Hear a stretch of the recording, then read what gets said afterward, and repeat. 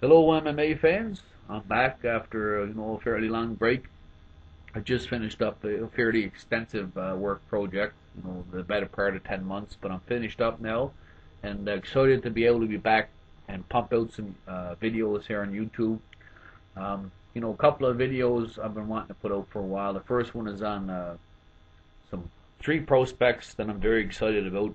The next video I'm hoping to get up later today or tomorrow is about a guy I just want to give a shout out to, a fighter coach that is long overdue.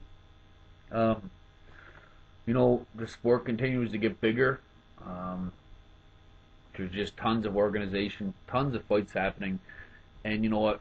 Recently heard organizations and people struggling to find talent, but there's a ton of prospects out there, and hopefully I get a chance to pump some videos out. But for sure in this one, three fighters I'm excited to talk about.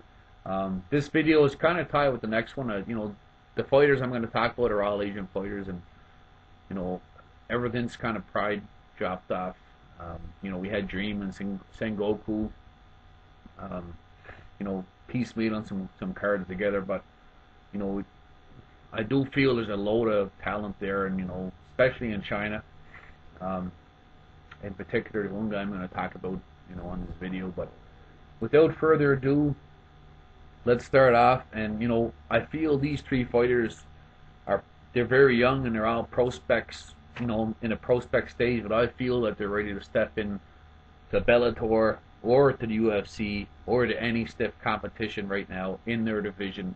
Um, some very very talented strikers, that's for sure. So let's get into it. The first guy I want to talk about, and forgive my pronunciation as I am from Eastern Canada, of course, as you all know, and I struggle with regular English, let alone Japanese and Chinese verbiage. So the first guy I'm going to talk about, Kyoji Horiguchi, 22 years old, 5'5", 130 pounds, 8 wins, 6 wins via knockout. Um, Fights out of Takazaki, Gunma, Japan, karate and boxing background. Trains out of the Crazy Bee Association, and with that comes some great training partners. Kyoto Boku, Kid Yamamoto, Isoi Tamori, who recently had a big, KO victory in UFC. Akihira Kikuchi. Um, he's been fighting at 135.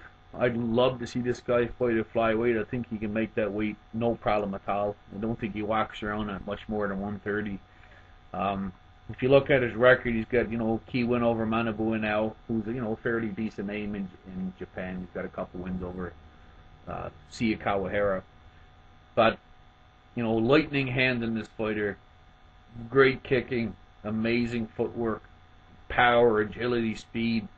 And ferocious when he gets you hurt. He's quick, and what I'm going to try to do with these fighters is there's some highlights here on YouTube, and for you guys not to watch them, you'd be cheating yourself. So I'm not sure if I can put a link to those videos. I'll try.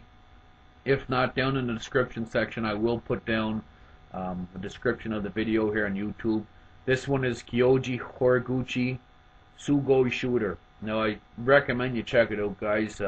You'll see what I'm talking about with his speed, his fighting prowess. So he did have one loss in his career, and it was against, formerly a very highly ranked fighter in Mazakatsu Ueda, who I featured, many years ago in one of my prospects videos. And Ueda has fallen off recently with his loss in Bellator, but he basically defeated Horiguchi with grappling. Of course, he had him in multiple, submission opportunities, but to Horiguchi's credit, he survived and he lost the decision. But that's the area of his game that needs improving, is the striking area. But very dangerous and young fighter, so definitely a guy I'd like to see. He's 2010 Shudo Rookie Tournament champion, primarily fights out of the Shudo organization. His opponents are not dominant fighters, but they're not all cans. There's some solid MMA fighters in there, with decent records in Japan. He's got an very big test coming up, upcoming fight with UFC veteran Ian Loveland. at the Valley Tudo Japan 2012 event, December 24th in Tokyo. You know, that's a big test for him. You know, Ian's got victories over Brian Caraway, Doug Evans, Tyler Toner, to name a few. Some of the matchups, you know, looking ahead, and I don't usually do this with prospects, but, you know, to pop this guy into Bellator, the UFC, and put him in there with some of the great strikers like the John Donsons or the John Linketers, or, you know, who I feel should fight at 125. And, you know, we could have some very exciting matchups. So definitely a guy to check out. Check out the highlight reel. You will not be disappointed. Kyoji Horiguchi. The next fighter I'm going to talk about, and this guy by far is the most excited I've been for a prospect in a long time. The 145-pound division, in my opinion, needs a spark plug. There's great, you know, great fighters there, but this guy would add some buzz to it. Choi. 21 years old, 9 wins, 1 loss, 5'9", 145 pounds. 6 wins via TKO, 1 submission. Fights out of Gummy, Giannis Gangsbuk, South Korea, Gummy MMA Association. You know, primarily fights out of the Deep organization. This guy, you have to check out his highlight video on YouTube here. It's called Korean Superboy / Prodigy MMA Highlight, Choi. I will again put the link up. You know, whatever I got to do for you guys to see this one, don't cheat yourself. Check it out. Brutal knees, great agility, speed, big power, one punch power, he's got KO kicking power. He's got a big KO victory over Mitsuhiro Ishida, who of course most fans know of. You know, Ishida recently hasn't had much success, but you know, here's a guy who was, you know, split fights with Gilbert Melendez. He's been in there with Hellboy and Gomi, and you know, he's fought a lot of guys. That was a big win for Choi. He's also got a brutal KO flying knee victory over Nobuhiro Obaya, brutal knockout. And Obaya is a guy who, you know, who went the distance with Melendez and, you know, Luis Firmino. He's also fought Kitakuna. So, I mean, this guy is, to me, is one of the most exciting, you know, prospects we've had at 145 in a while. Again, I talked about the striking and the kicking and the punching, which will, you know, the video will show you that he can also submit you. But one of the things that stands out when this video starts, this highlight video, is, you know, his takedown defense. It's pretty much the first couple of minutes or the minute or so of the highlight video is all people trying to take him down unsuccessfully, right? So, you know, this guy possibly could be a threat, and to put him into the UFC with some guys, you know, he'd have an exciting fight for sure. I mean, put him in there with Maximo Blanco or, you know, Diego Brando, feed him, Leonard Garcia, the Korean Zombie, Bart Pelchowski, all these guys will make for exciting fights. You know, I don't know how hard it is to get these, you know, Japan and China.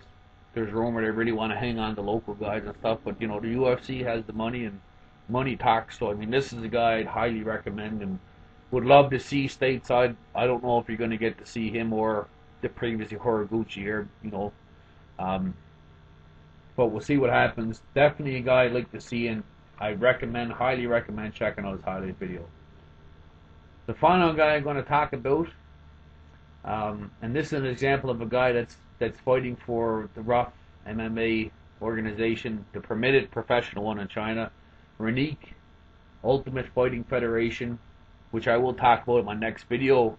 These guys are recently sponsored by Nike in China, and they're actually holding, at the end of each year, their plan is to hold a super fight, and their payouts are fairly extensive in China. They're saying 160 grand, roughly American money, for the winner of each division, the champion that's crowned of each division.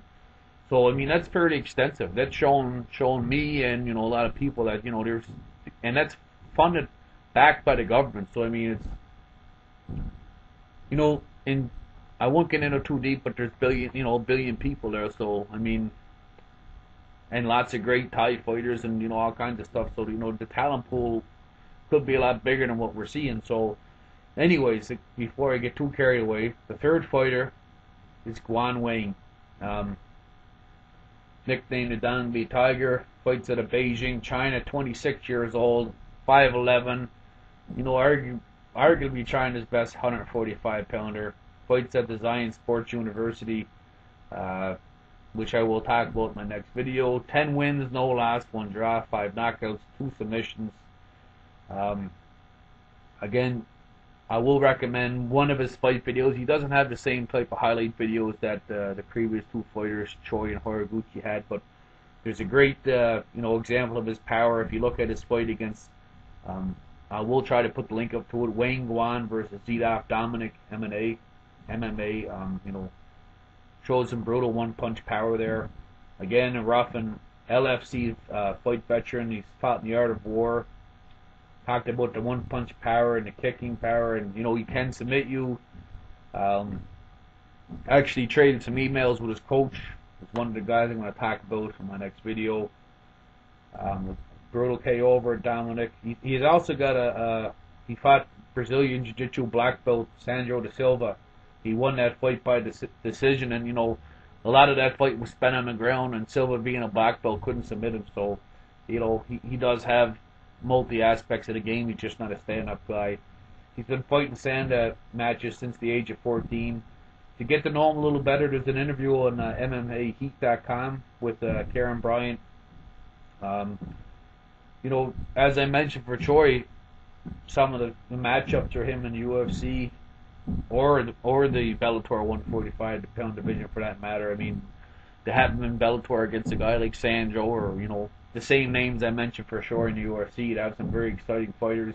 The problem with Wang is I really think that China, rough, the organization is really going to keep a tight grip on this guy, and I'm sure the UFC and Bellator know about these guys. Can they get them? That's a different, easier said than done, I should say. So, but I'd love to see these guys not only fight, in the UFC or Bellator, but against some high-end competition. Will we get to see that, in their own organizations they are now? May take a lot longer than what we're hoping for. But anyways, 3 prospects I highly recommend, and like I said, I'll try to put the links in the description. If not, I will put in the description of the video. Check these guys out. Tell me what you think. If you guys think they're overhyped, if you think they're legitimate prospects, if you guys know me, I love talking MMA. It's good to hear different opinions on people and things, and so send me a message, comment, that kind of stuff, and let me know what you think. So until then, I look forward to pumping out another video here shortly, and hopefully we'll hear from you guys soon.